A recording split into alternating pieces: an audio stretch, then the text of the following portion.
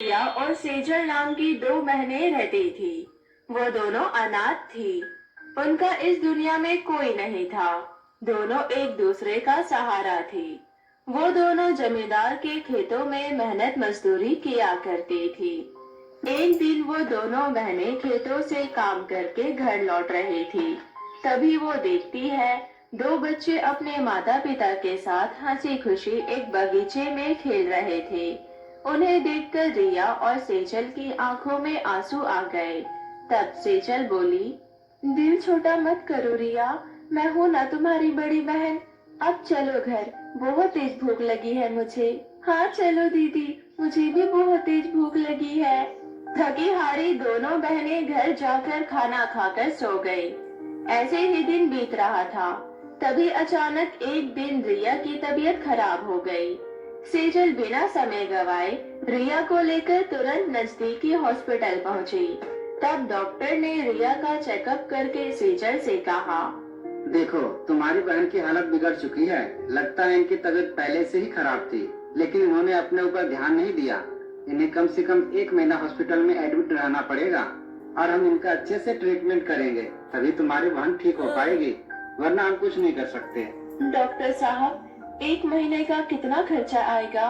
कम से कम 2 लाख रुपए मानकर चलो। 2 लाख रुपए सुनकर सेजल सोच में पड़ गई, क्योंकि उसकी इतनी अच्छी आमदनी नहीं थी। वो जो भी मजदूरी करके थोड़ा बहुत कमाते थे, वो रोजमर्रा की चीजों में खर्च हो जाया करते थे। फिर सेजल रोते हुए डॉक्टर से बोली, डॉक्टर साहब, मेरी बहन के सिवा मेरा इस दुनिया में कोई नहीं है। मैं अपनी बहन को बचाने के लिए कुछ भी करूंगी। बस आप मेरी बहन का जल्दी से ट्रीटमेंट शुरू करें, आपको समय पर पैसे मिल जाएंगे। ऐसा कहकर सेजल हॉस्पिटल से बाहर आ गई, लेकिन अंदर ही अंदर बहुत ज्यादा परेशान हो जाती है कि वो इतने सारे पैसों का इंतजाम 1 महीने के अंदर कैसे करेगी। मजदूरी करके तो सिर्फ उसे 4,000 रुपए ही मिलते हैं। वो 2 लाख रुपए का इंतजाम इतने कम समय में कहां से करेगी। सेजल ये सोचकर जमींदार के पास गई और उनसे 2 लाख रुपए उधार मांगने लगी। सेजल की बात सुन जमींदार गुस्से से बोला, सुन लड़की, तूने मुझे पागल समझा है क्या, जो मैं तुझे 2 लाख रुपए उधार दूंगा? पता नहीं कहाँ कहाँ से आ जाते हैं भूखे नंगे लोग। मांग तो ऐसे रही है जैसे 5 रुपए मांग रही हो। चल निकल यहाँ से, और कल से मेरे यहाँ काम पर आने की जरूरत नहीं है। ऐसा कहकर जमींदार सेजल को काम पर से निकाल देता है। सेजल अपनी बहन की चिंता में रोई जा रही थी, क्योंकि वो हॉस्पिटल में जिंदगी और मौत के बीच की जंग लड़ रही थी। मैंने डॉक्टर से तो कह दिया कि मैं पैसों का इंतजाम जल्द ही कर लूंगी, लेकिन मैं कहां से करूंगी। मैं अपनी बहन को खोना नहीं चाहती, चाहे मुझे कुछ भी करना पड़े, लेकिन मैं अपनी बहन को कुछ नहीं होने दूंगी। मेरी प्यारी बहन, तुम जल्दी ठीक हो जाओगी, तुम्हें कुछ नहीं होगा। ये कहते हुए सेजल जोर जोर से रोने लगी। सेजल की सारी बातें पास में खड़ी एक बूढ़ी औरत सुन रही थी।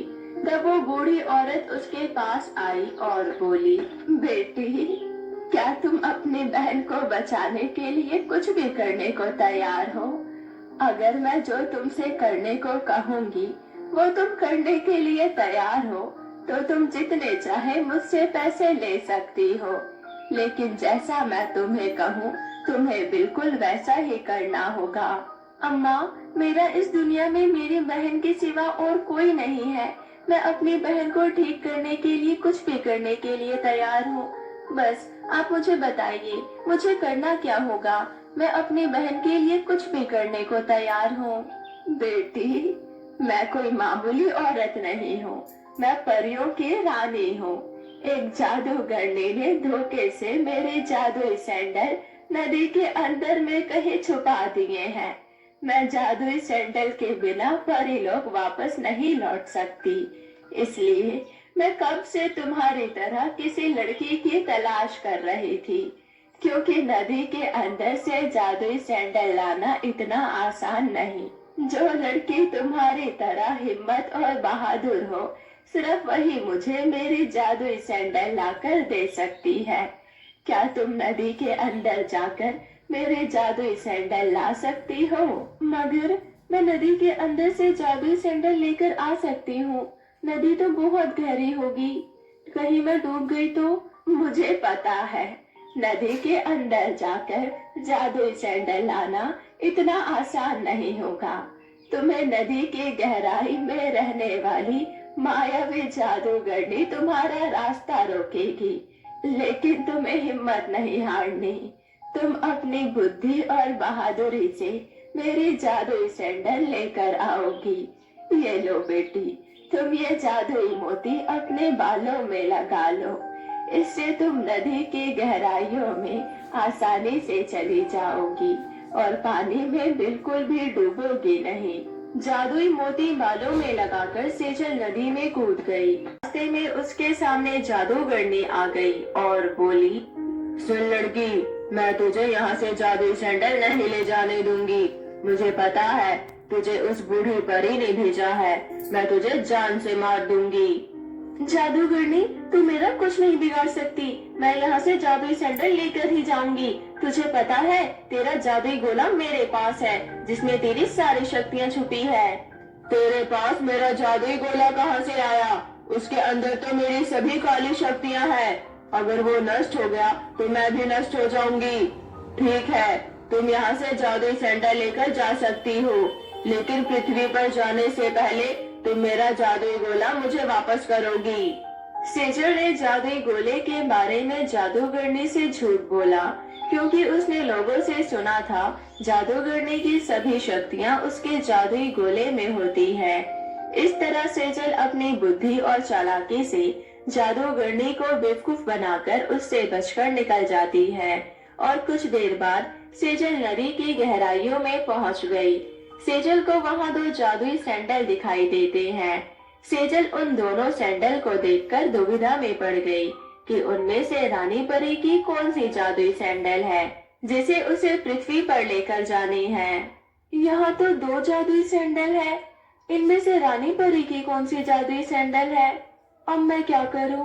तब उन दोनों सैंडल में से एक सैंडल बोली, अगर तुम मुझे अपने साथ लेकर पृथ्वी पर जाओगी तो तुम्हें बहुत सारी धन दौलत मिलेगी। तुम्हें पूरी जिंदगी कुछ नहीं करना पड़ेगा, मगर उससे पहले तुम्हें उस बूढ़ी रानी परी को मारना होगा, तभी तुम ढेर सारी धन दौलत की मालकिन बन पाओगी।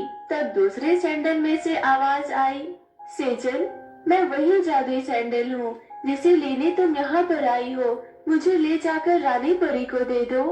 पर रानी परी के पास तुम्हें देने के लिए कुछ नहीं है।